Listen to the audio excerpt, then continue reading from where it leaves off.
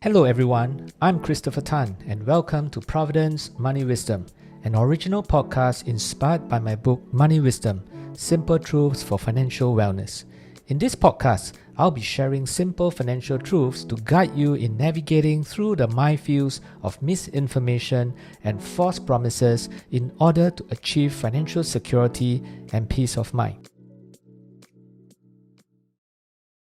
Make a life decision first, and let your life decision lead your financial decision.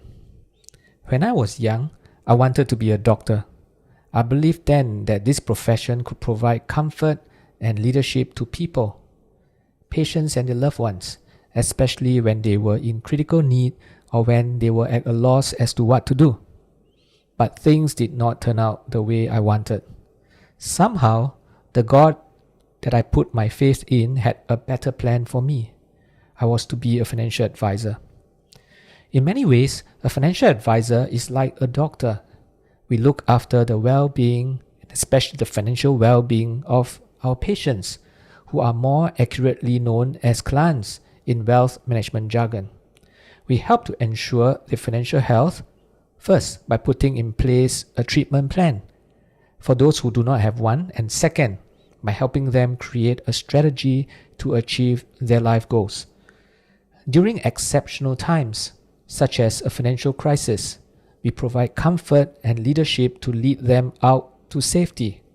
Perhaps following health, wealth, or money is the next most important thing in a person's life. This is because having health and wealth gives us the option to do what we really want to do with the people most important to us. I've been working in the financial advisory sector for more than 2 decades. In these 20 years, I've survived 3 major crises: the Asian financial crisis in 1997 to 1998, the tech bubble at the turn of the 21st century, and the global financial crisis in 2008. I also witnessed various wars and terrorist attacks that include the horrendous terrorist attack on September 11, 2001.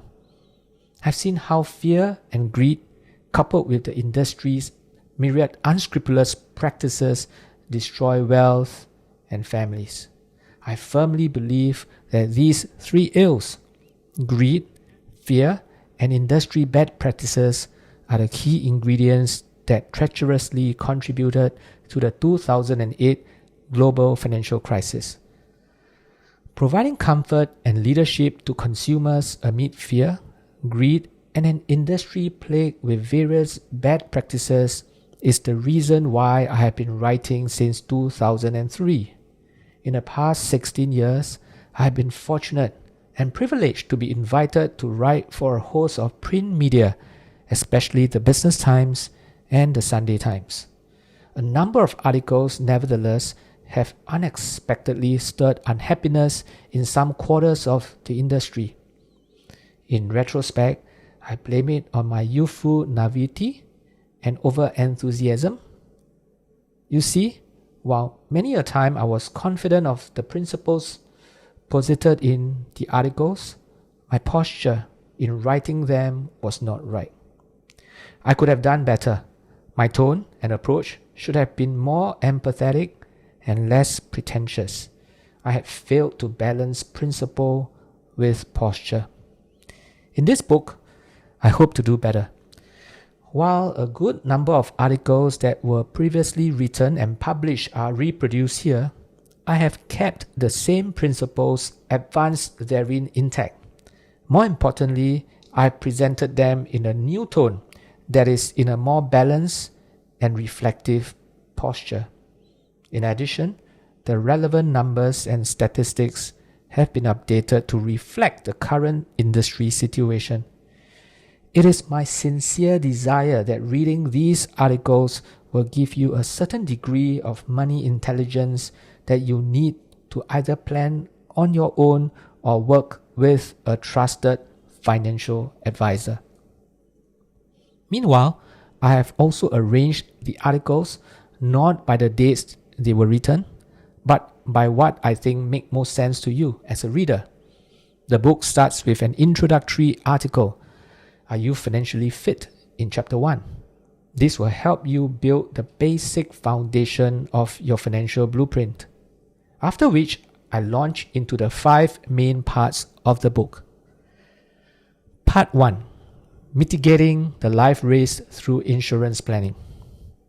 Once your financial foundation is strong, the next step is to have a risk management plan to mitigate life risks such as death, disability, and medical conditions.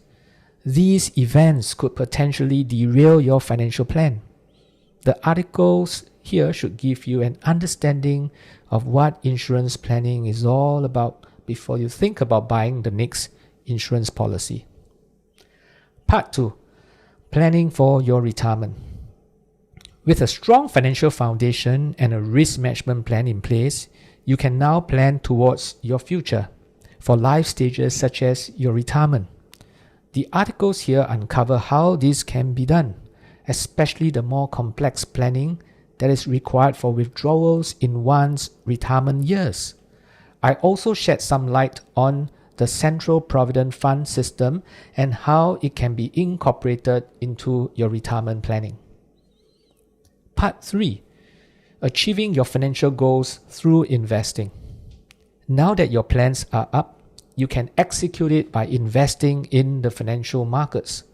The articles in this part will help you understand what investing is, as well as what it is not. You will also learn about the process of investing and how you should execute it using low-cost instruments such as exchange-traded funds, or ETFs in short, or index funds. The purpose of all this is to help you achieve your future financial goals. Part 4. Riding through financial crisis. So, you are now invested for the long term. That being the case, you must be mentally prepared because for the next 10 to 20 years, the ride will not be smooth. The world has experienced many ups and downs and will continue to do so.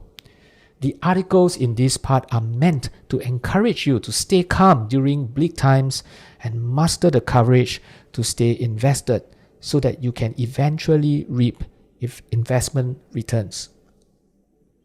Part 5. Knowing the financial advisory industry before getting advice.